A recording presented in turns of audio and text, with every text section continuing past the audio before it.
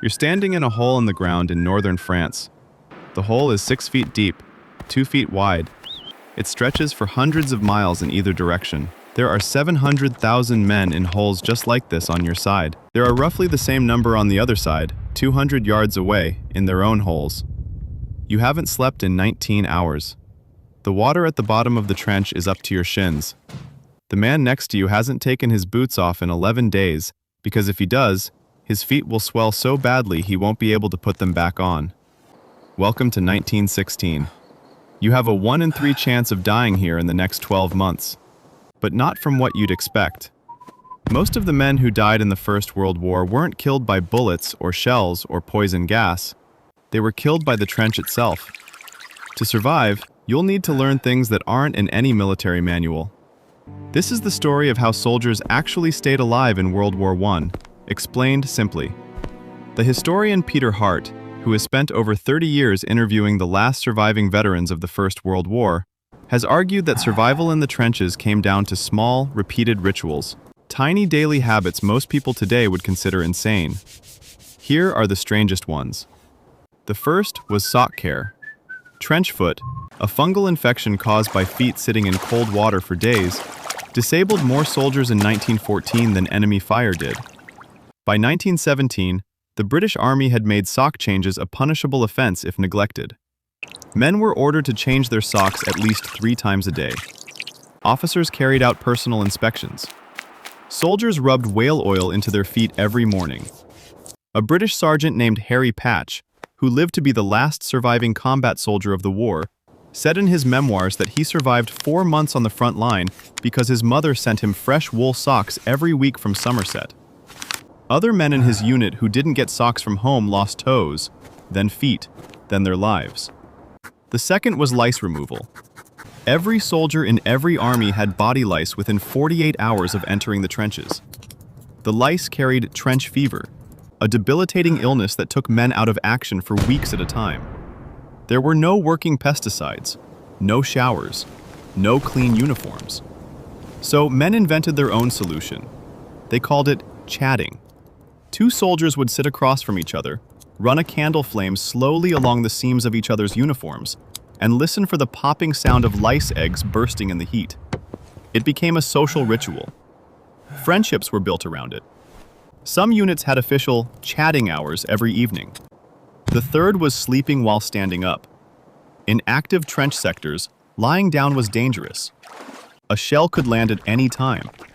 A trench wall could collapse and bury you. Men learned to sleep leaning against the trench wall, head down, helmet tilted forward to catch any debris. They could sleep for 30 to 90 minutes at a time in this position. Studies after the war found that some veterans were physically unable to sleep lying flat for years afterward. The fourth was the dawn ritual. Every morning at sunrise, every soldier in every trench on both sides of the war was ordered to stand on the firing step with rifle ready. This was called the stand to. It lasted about an hour. During this time, both armies stared across at each other in total silence. The reason was simple. Almost every major attack in the war began at dawn or dusk, when the changing light made it hardest to see. Standing ready during those moments was the only way to survive the most dangerous time of the day. Soldiers performed this ritual every single morning for years. Some men did it every dawn for the entire war and were never attacked. They still showed up on the firing step every morning. The fifth was the rum ration. Before any major attack, British soldiers received a measured ration of rum. The Germans gave their soldiers schnapps. The French gave them wine. This wasn't to celebrate. It was a calculated decision by the medical corps. Alcohol slightly numbed the fear response, slowed the heart rate, and made it more likely a soldier could climb out of his trench and walk into machine gun fire on command. Some doctors after the war argued the rum ration was the only thing that allowed the Battle of the Somme to even happen. Without it, they said, the average soldier would not have been physically capable of doing what was asked of him. The sixth was silence. Soldiers in the trenches learned to communicate without speaking. A whisper at night could draw mortar fire from across the field. So men developed elaborate hand signals, foot taps, and even prearranged coughs that meant specific things. Veterans wrote after the war that they had spent years almost completely silent, and that the silence stayed with them long after they came home. So why does any of this matter today?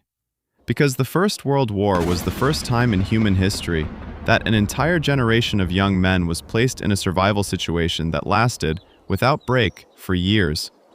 Most wars before this had short, intense battles followed by long stretches of normal life. The First World War was different. It was 4 years of continuous low-grade survival, where the enemy wasn't just the man on the other side of the field. It was the cold, the water, the lice, the silence, and the slow erosion of the body over time. The men who survived didn't survive by being braver. They survived by inventing rituals that kept them alive one tiny detail at a time. Fresh socks, clean seams, a specific way to lean against a wall, a measured drink. Modern psychiatrists studying combat trauma have found that the survivors who lived longest after the war were almost always the ones who maintained the trench rituals at home. Veterans who kept changing their socks 3 times a day. If you watched this far, the channel's already for you. Subscribe.